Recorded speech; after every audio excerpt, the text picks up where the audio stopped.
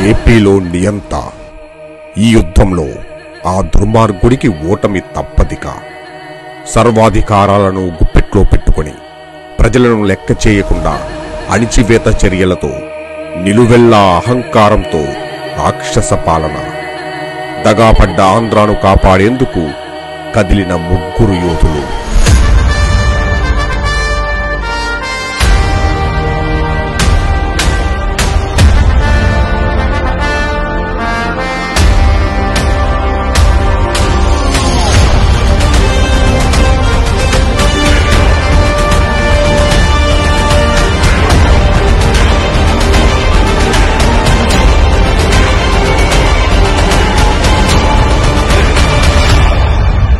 Ready.